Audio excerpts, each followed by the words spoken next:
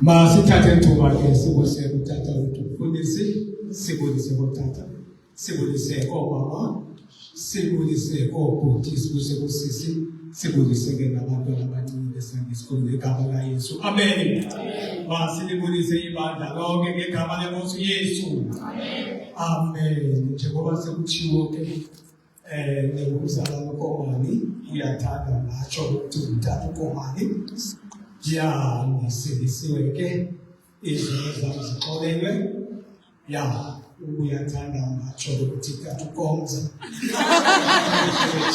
Amen. Ya, amen. Ya, ngisaceliwe ke kule viki ukuthi yakhe ngizuma.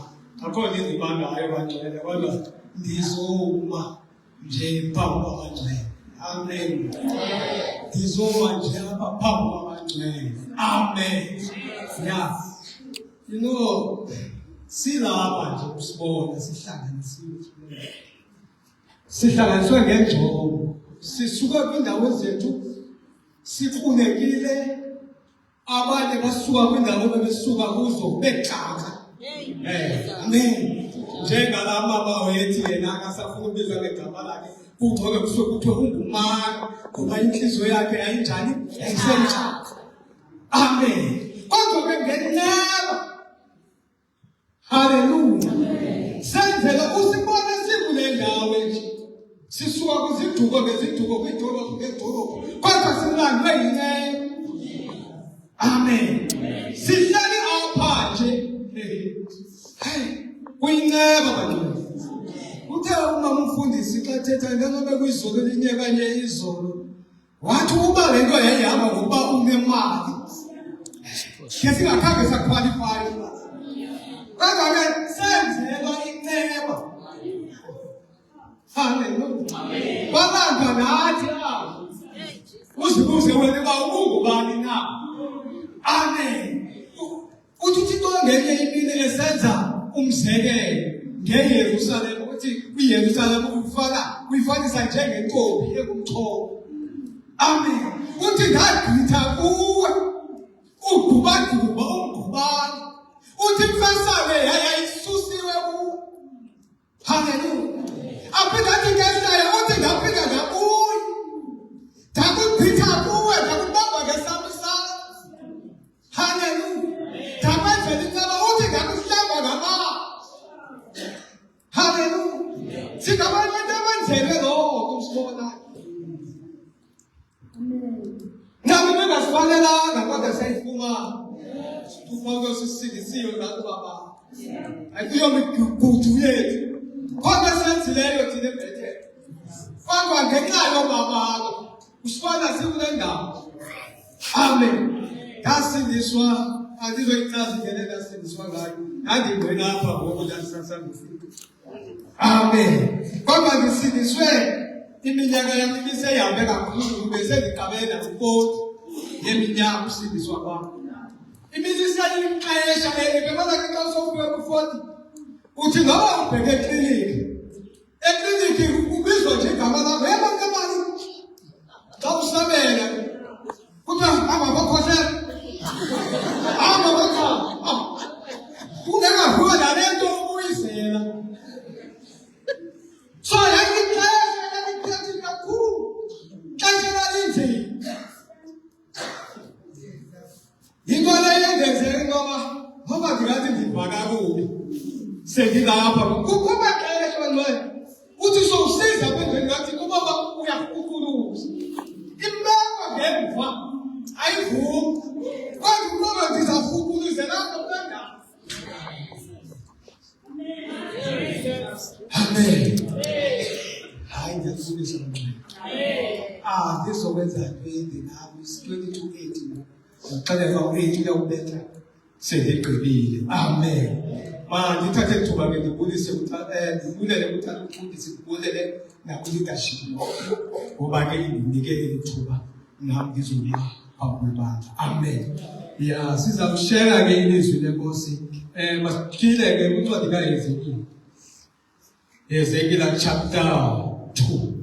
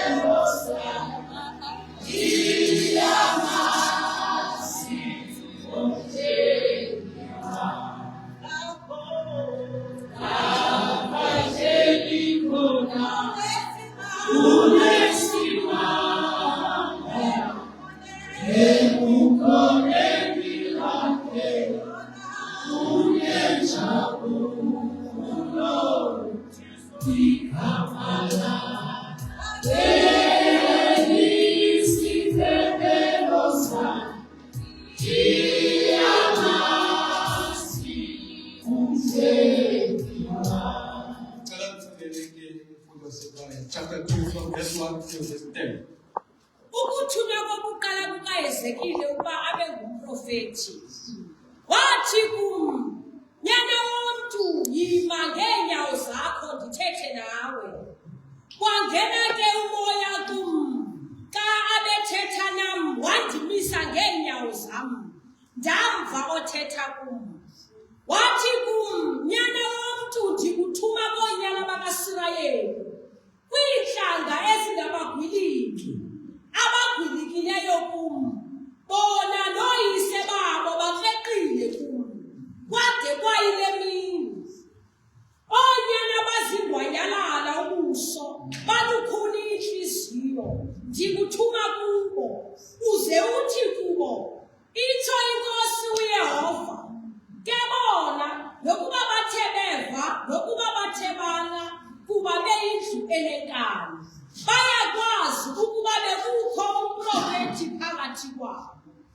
Wena ke, nyana womntu, musa ukuboyika, ungawoyiki amazwi abo. Nangani usemarhawini nasemeveni, uhleli phezu konamadudwane, musa ukuwoyika amazwi abo. Ungakhiphiki umbilini ubuso babo, kuba bayindlu enenkani.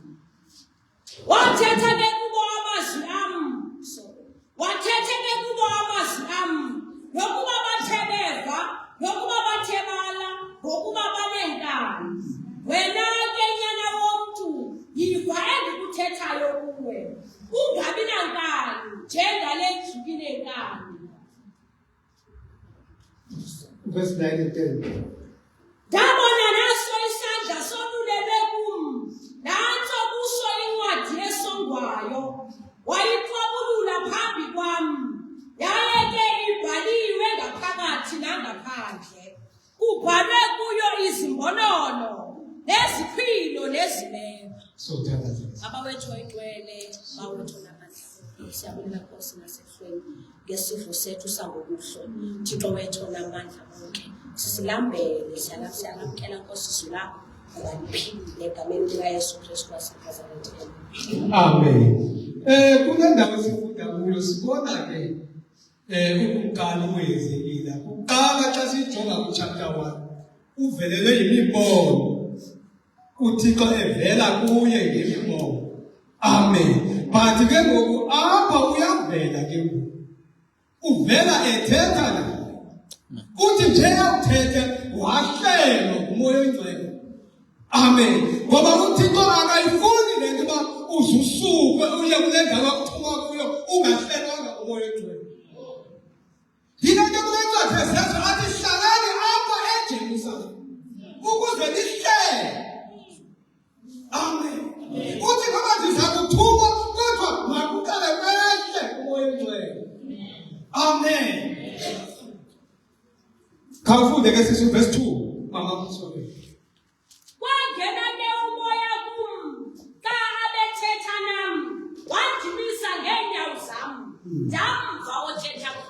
Yeah, because xa ubhalisiwe kuloya uzamva uThixo kathetha. Awuzokwenza ngendlela ofuna ngayo. Ngoba kunendlela athetha ngayo uthi uzuthi xa uya kubo uthi utsho uye ngoku. Amen. Ungathethi kwakho kodwa uthethe lento ithethwa nguye ngoku.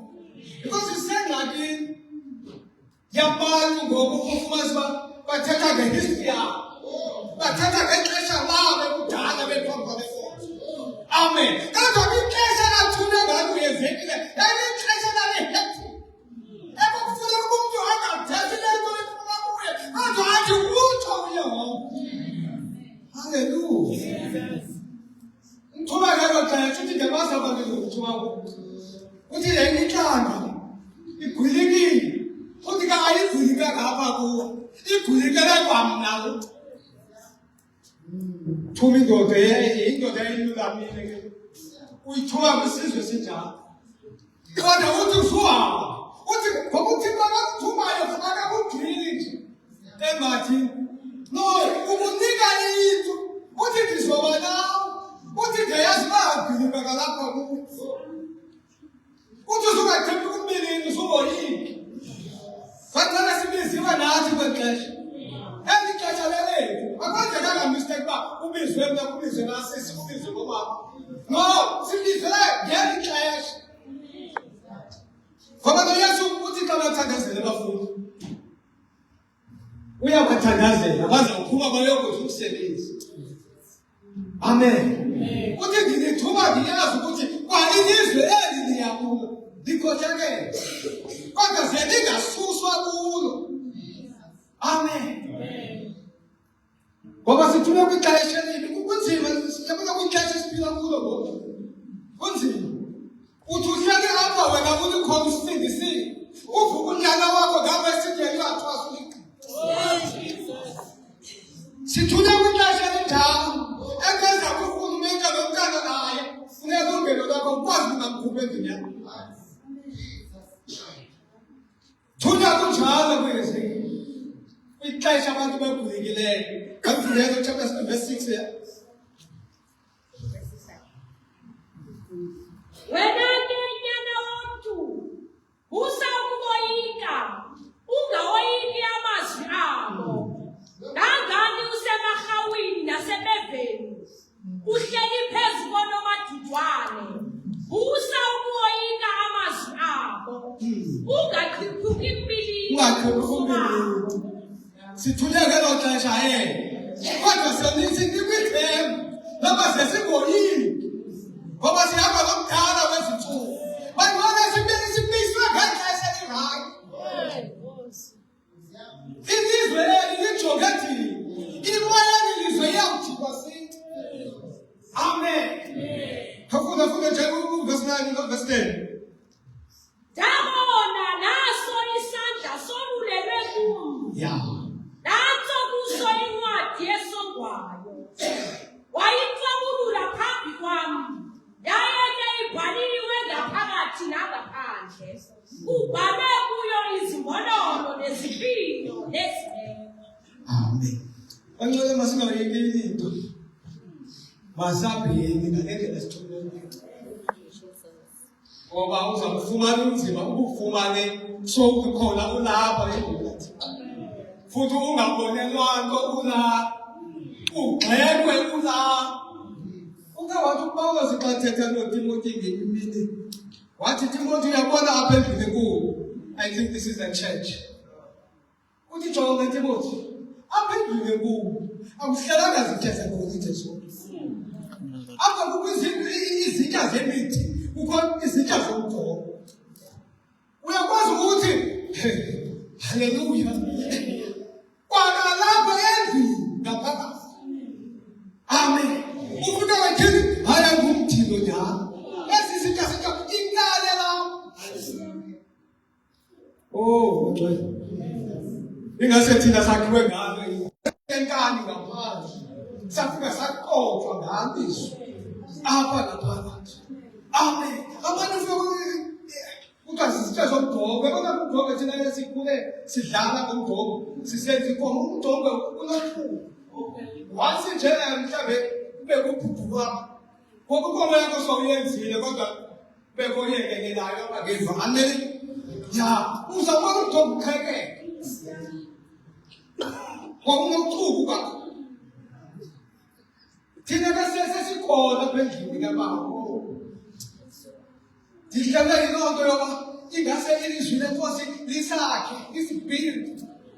Singafani manje nendlela esasiyo ngabantu. Amen. Uthi ke waba seqhubulula lencwadi. Emnika. Because ke uthi le ndlela uyawuthuzuye ubabele encwadi. Amen. Uthi awayitwa khayifunda mamunga banayo verse 9. Yabona naso isandla solulelwe kuyo. Lapho kuso incwadi yesogwazi. Wayitabulula phambi kwami.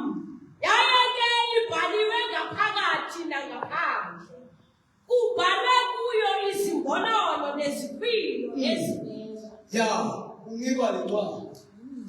Uthi uPawulos wathetha ngaye liphefumele ilizwi. Liphefumele uThixo ilizwi ukuze lisilele. Ukuze sikhalile. Sonke sihambe bantu ukuba le ncwadi lena ayisiphinanga ayisibambanga asizokwazi uyihambe. Hallelujah. Kodwa kudingeka ukuba uqoqwe le ncwadi bantwana sibizwe ngayo ilizwi lenkosi. Phinde saphinda sihlaliswe ngayo. Into yasidinga bakuleni ilizwi lenkosi. Amen. Ngifundele njalo kuchapter 3 verse 1 and 2. Wathi ke kum nyana womntu udle okufumanayo idle lencwadi isongwayo uye uthethe kwindlu kaSirayeli. Verse 2. Uvula ke umlomo wami wadidlisa loo ncwadi isongwayo. Wathi kum nyana womntu dlisa isisu sakho uzalise umpilini wakho ngalo ncwadi. Isongwayo ndikunikayo. Athi uthi yidle. Uthi bayifike ihlale empilini wakho. Ukuve lapho xa usanda uvayile. Ukoma uthukile uve kukwinto yakho lapha. Uve ngathi ukhulula hamba kanti. Bathi sokuthuswa kodwa xa uvele ncwadi. Hallelujah. Xa uyidlile le ncwadi. Lanto engathi yatshisa ifika yona la ncwadi ikunika izwi. Nakukukhupha kulento kuwe. Amen. Uthi uma uve ukukhakha ifuthi xa ihlayo kuwe. Uthi uyayizifika ibe sweet ibe njengobusi. Xa uvuka nansi impendulo yakho. Le ncwadi. Amen. Sesibhala ke becela nje Isaiah chapter 55 verse 10 and 11.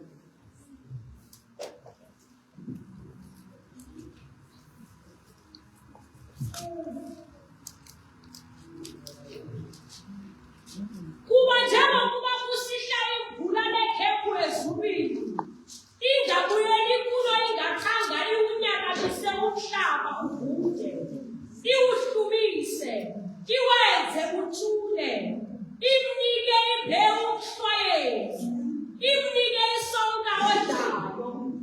Liyakubanjalo ilizwi lami eliphuma emlonyeni wami.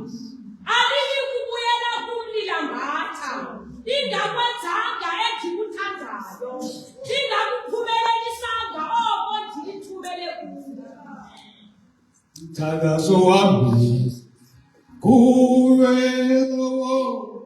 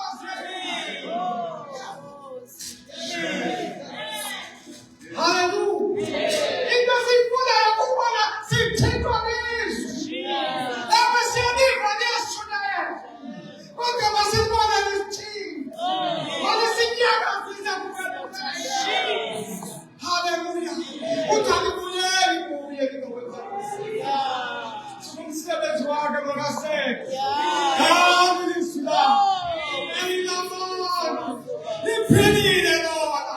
Silungile lona. Liluncane. Glory to Jesus. May God bless you.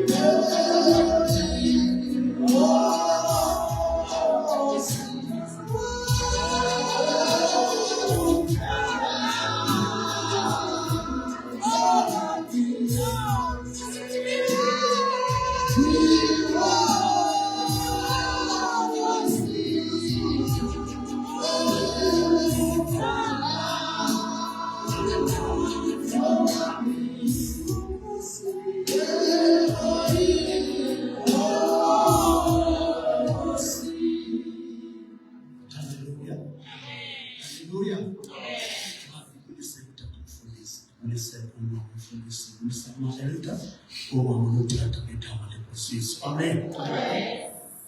Ngiyabukela kakhulu. Abantu abathumbu. Akazi noma baniqale lapha. Lapho uzale ngithini letho. Haleluya. Bangcwele kodwa ngiyabukela. Ngiyabukela futhi. Yasizilikhulu. Silande ukuthi. Sasibobani thina. Ayisilande. Ngabhekana sikuziyeni. Haleluya. Mamsika khona pha ekhemisi kukhona izibhaleni. Kodwa le iyadla lokugcotsha uthibona. Abheka basenxabeni emhlabeni. Thina sithatha ngayo isinqumo. Yeah. Iphasiphethe. Yeah. Namandla. Hayi ukukhetha isiphethe. Inamandla lethu. Hayi namandla lethu. Namandla lethu. Haleluya. Ngemini ngomnyaka ngimncane ngise Eastern Cape.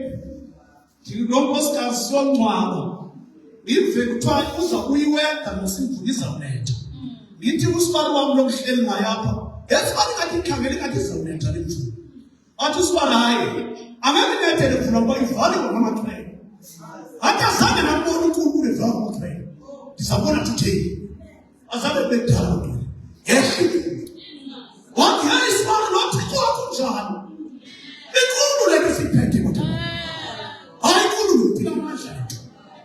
Bayibona ukuvakela. Isilande ukuthi siyasithi masicinga ngomphela kusapho. Hayi ubhali ngaleli.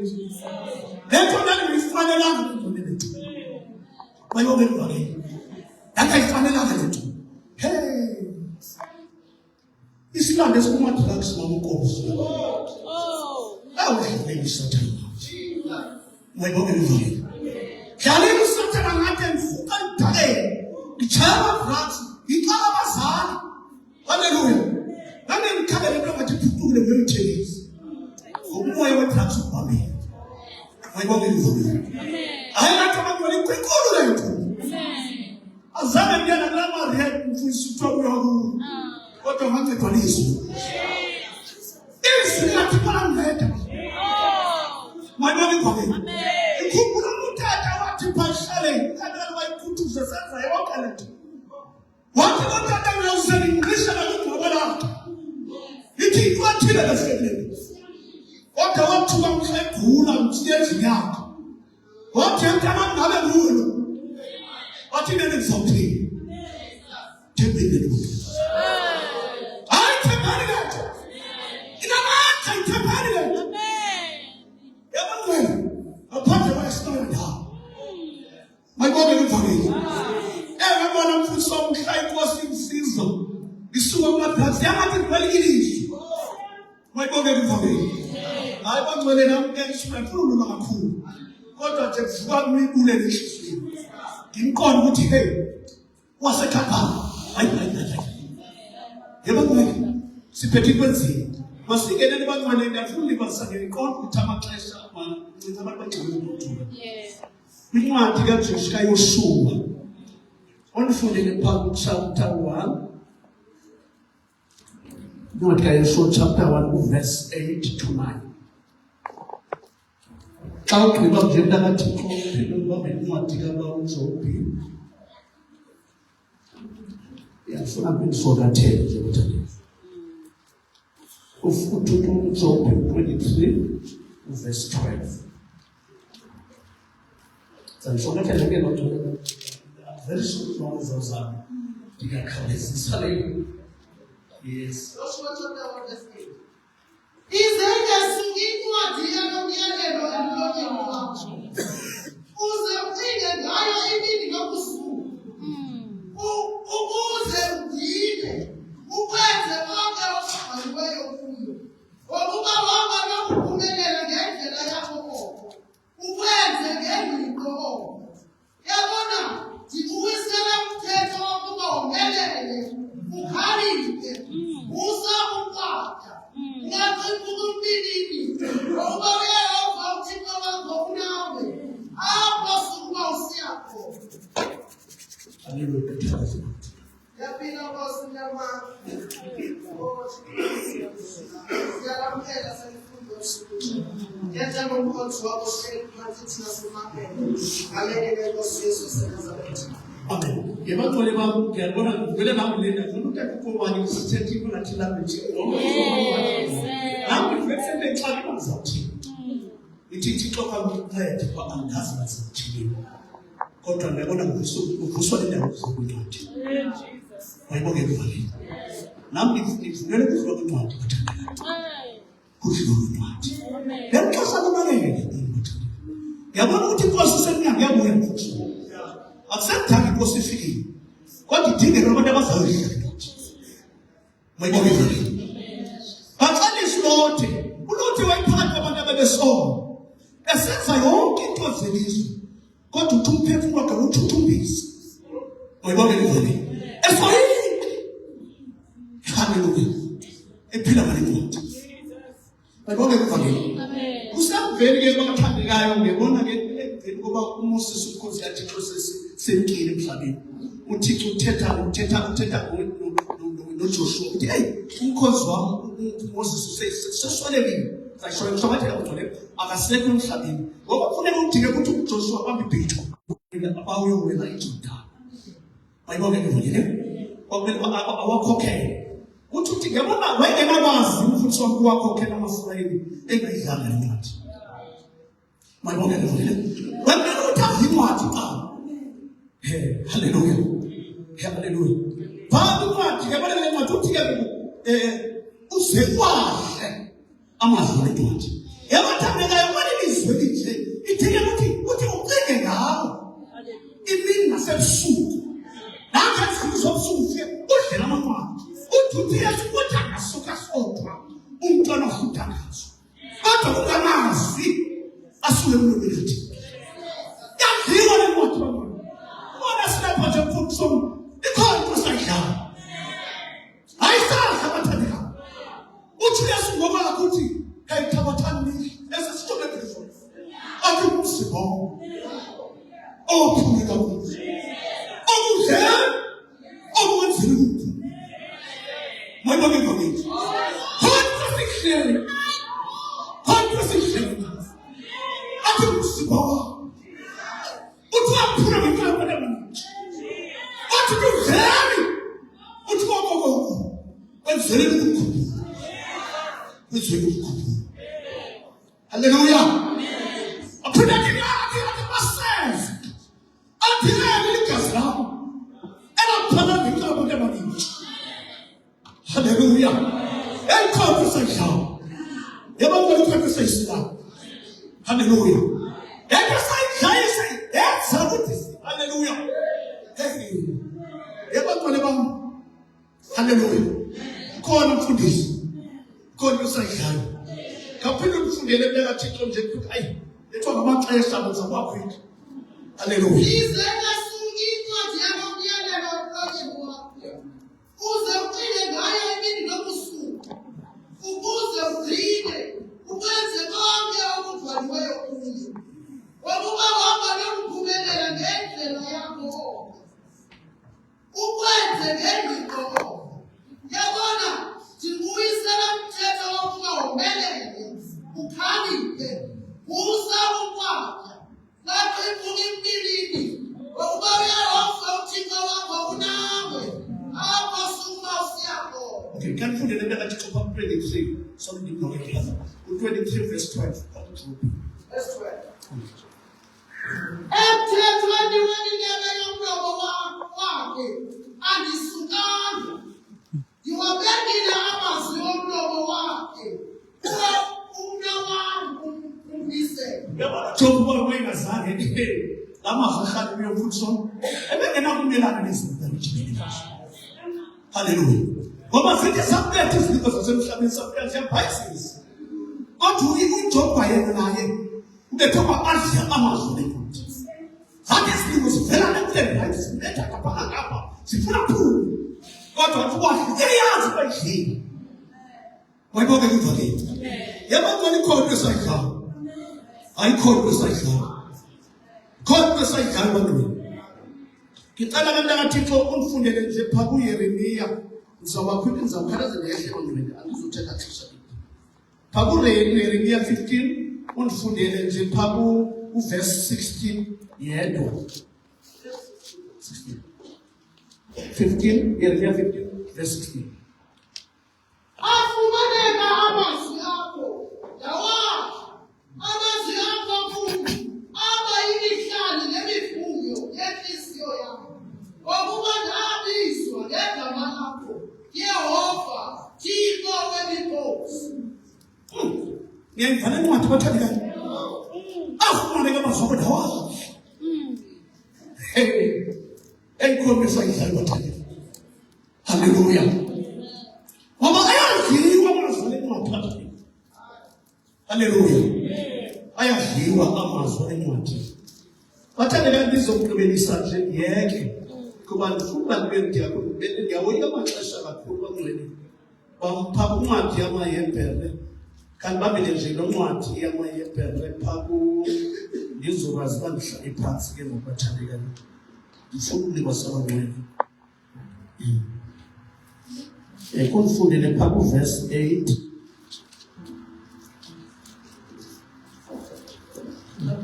Okay. Kuncwadi yamaHebhere. Kuncwadi yamaHebhere. Uzafundela pha chapter verse 1. Chapter 4 verse 1. Wasoyike ngoko. Yaze kuthi ekubeni kusasele izinga. Ungena ekuphumleni kwakhe. Ubekho malibuni okungathi asilele. Amen. Uphinde ujampe. Undifundele pha kulalaza. Verse 12. Undifundele pha verse 9. Verse 9. Okay. Bonke abantu bakaThixo balindwe lukhulu olujongo lweSabatha. Uma noma ungeneyo ekuphumleni kwakhe, naye ngokwakhe uphumle uye imisebenzi yakhe njengoThixo peya. Hallelujah. Yebo mali khona umzusi yakuwo. Emfundiswa ikhona indawo siyakuyo yini. Hallelujah. Khona indawo siyakuyo bantwana ngoba uThixo wethu sithandile. Nathi siwaye sithi masiwadle amazwi encwadi.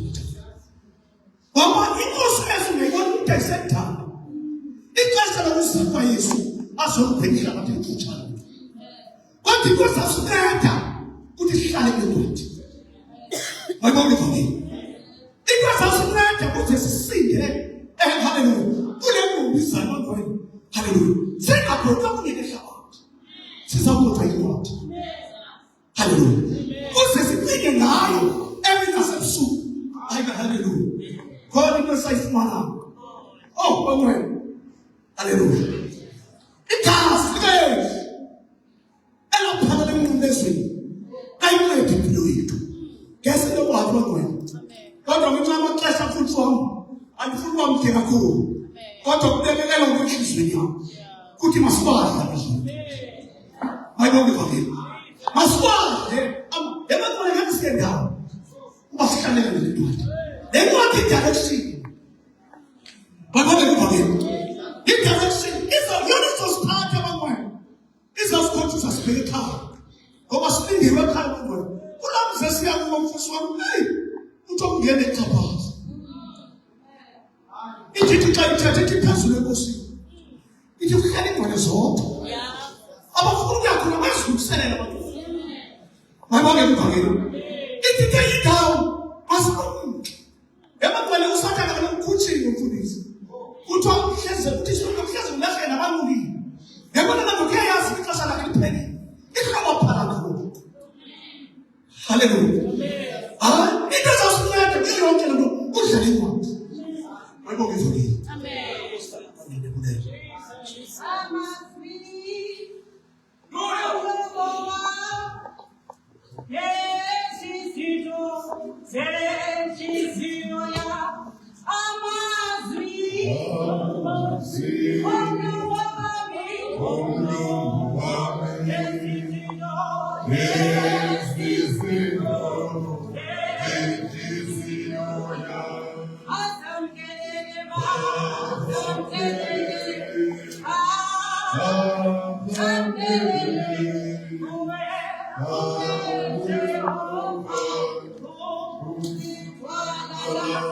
Amen.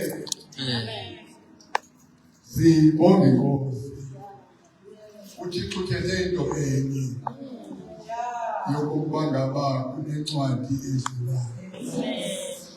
Ithi ukuthi uba udlanga le ncwadi ngeke ukwazi ukumelana nezimfazwe ezijongene nazo. Thina singumkhosi omisiweyo phambi kwemikhosi yobumnyama. Uthixo uthembethile wasikhupha ukuze siyomelana nemikhosi kaSathane. Haleluya. Elike ngokule ndawo uba ngaba sidlanganto siyanamba sifika singangazele phambi kwemikhosi kaSathane ngoba kungekho nto ingaphakathi kuthi. Haleluya. Abana xa bethetha into yoba ngaba sineluhla ngoba uThixo usithumile. Esithumile nje uthi abazwi esiwathethayo abazuweva lamazwi ngoba ngabantu abanenkani. IBhayibhile njengoba benenkani nje ngabagwiliki kuThixo. Kodwa thina iduty yethu kukuthetha amazwi kaThixo babuyele kuThixo. Haleluya. Ngoba indlela le abantu abame ngayo emhlabeni bambaxa. Haleluya. Idinga thina ukuthi sibe nendlela esingena ngayo. Haleluya. Uthi kuyoSuwa ungabhekabheki ungoyiki njengoba ndinomkhozi wakho Moses ngaba nawe. IYordani imile phambi kwakhe akayazi uzowenza kanjani. Kodwa yona iphulwa ngobungcwele. Kuyadingeka ukuthi xa singena kwezi zinto siwazi umzimba wethu, siyazi ingqondo yethu, siwazi umphefumulo wethu. Okokuba ngaba senziwe mtsha singabantu abatsha sizizidalwa ezintsha zikaThixo. Ngoko ke asamkelanga moya wabukhwana, samkela umoya kaThixo esidanduluka ngayo sithi apha bawo. Ngoba intoni ezayo basithi safumana sadla ayinalungelo akwenza emphefumulweni sibangenyama. Haleluya.